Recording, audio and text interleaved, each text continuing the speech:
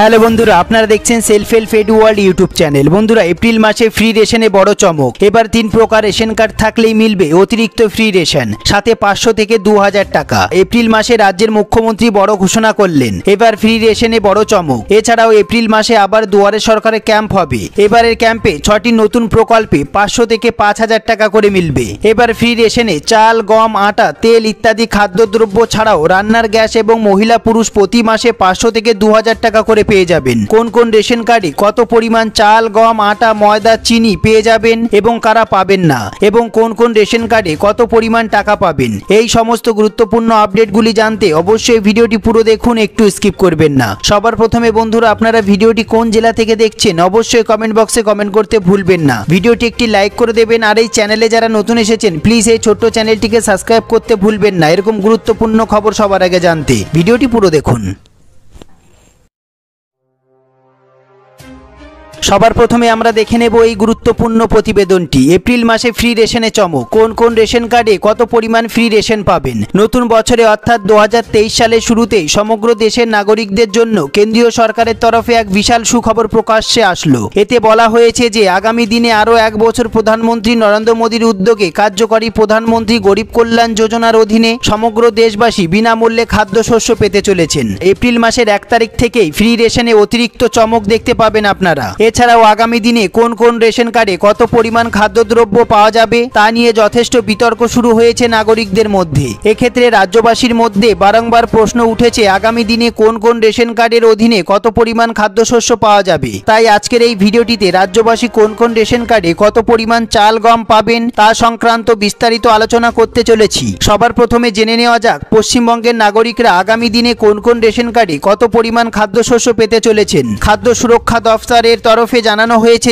যে সমস্ত রাজ্যবাসীর কাছে অন্তর্দয় অন্ন যোজনা অর্থাৎ WY রেশন কার্ড আছে, অন্তর্দয় অন্ন যোজনার কার্ডের অধীনে থাকা ব্যক্তিদের পরিবার পিছু 21 কেজি চাল দেওয়া হবে। এর পাশাপাশি প্রত্যেক পরিবারকে 13 কেজি 300 গ্রাম পুষ্টিযুক্ত আটা দেওয়া হবে অথবা 14 কেজি গম দেওয়া হবে। এছাড়াও প্রত্যেক পরিবারকে 1 কেজি করে চিনি দেওয়া হবে। তবে প্রত্যেক কেজি চিনির জন্য নাগরিকদের 13 টাকা 50 পয়সা খরচ করতে হবে। এছাড়াও প্রধানমন্ত্রী গরিব কল্যাণ যোজনার অধীনে WY রেশন কার্ডের আওতায় থাকা প্রত্যেক ব্যক্তিকে 3 কেজি 750 গ্রাম করে চাল দেওয়া হবে এবং প্রত্যেক ব্যক্তিকে 1 কেজি 250 গ্রাম করে গম দেওয়া হবে। এরপর আমরা দেখে নেব যে সমস্ত নাগরিকের কাছে SPWH রেশন কার্ড আছে, যে সমস্ত ব্যক্তিদের SPWH কার্ড রয়েছে তারা প্রত্যেকে 3 কেজি করে চাল পাবেন এবং 1 কেজি 900 গ্রাম করে পুষ্টিযুক্ত আটা পাবেন অথবা 2 কেজি করে গম পাবেন। এর পাশাপাশি প্রধানমন্ত্রী গরিব কল্যাণ অন্ন যোজনার অধীনে SPWH কার্ডধারী প্রত্যেক ব্যক্তিকে 3 কেজি 750 গ্রাম করে চাল এবং 1 কেজি 250 গ্রাম করে গম দেওয়া হবে।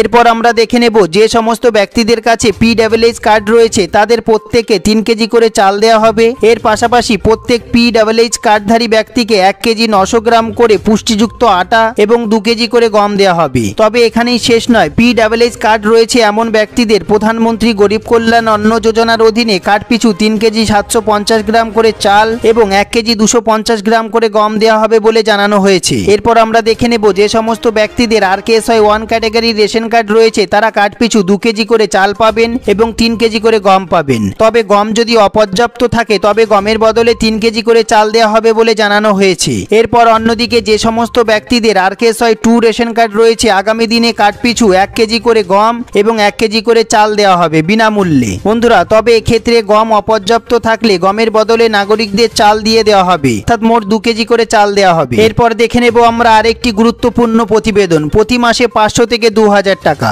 অন্যদিকে যে সমস্ত মহিলার কাছে আধার কার্ড এবং স্বাস্থ্যসাথীর কার্ড নেই কিন্তু যে কোনো একটি ক্যাটাগরি রেশন কার্ড আছে তাদের জন্য বিরাট বড় সুখবর। এবার রেশন কার্ড ও ব্যাংকের অ্যাকাউন্ট থাকলে লক্ষ্মীর ভান্ডার প্রকল্পের জন্য আবেদন করতে পারবেন। বয়স হতে হবে 25 থেকে 60 বছরের মধ্যে। লক্ষ্মীর ভান্ডার প্রকল্পের আবেদন করলেই প্রতি মাসে 500 থেকে 1000 টাকা করে পেয়ে যাবেন। সামনে পঞ্চায়েত ভোট এবং তারপর লোকসভার ভোট। এই পরিস্থিতিতে রাজ্যের মুখ্যমন্ত্রী মমতা ব্যানার্জি রাজ্যের বিভিন্ন জনমুখী প্রকল্পের ওপর বিশেষ জোর দিয়েছেন। যে সমস্ত মহিলারা লক্ষ্মীর ভান্ডার প্রকল্পের জন্য আগে আবেদন করেছিলেন তারা প্রত্যেক মাসে 500 থেকে 1000 টাকা করে পেয়ে যাবেন সরাসরি ব্যাংকের অ্যাকাউন্টে। সুখবর বন্ধুরা, মুখ্যমন্ত্রী মমতা ব্যানার্জির স্বপ্নের প্রকল্প লক্ষ্মীর ভান্ডার এবার রাজ্যের বিধবা মহিলারাও লক্ষ্মীর ভান্ডার প্রকল্পের জন্য আবেদন করতে পারবেন এবং তারা বিধবা ভাতা এবং লক্ষ্মীর ভান্ডার প্রকল্পের টাকা একসঙ্গে পেয়ে যাবেন। অর্থাৎ তারা একসঙ্গে 1500 টাকা এবং 2000 টাকা পেয়ে যাবেন সরাসরি ব্যাংকের অ্যাকাউন্টে। বন্ধুরা, পঞ্চায়েত নির্বাচনের আগে আর এক দফা দুয়ারে সরকারে ক্যাম্প হবে বলে ঠিক হয়েছে। ঠিক হয়, ষষ্ঠ দফার এই দুয়ারে সরকারে ক্যাম্প চলবে 20 এপ্রিল পর্যন্ত।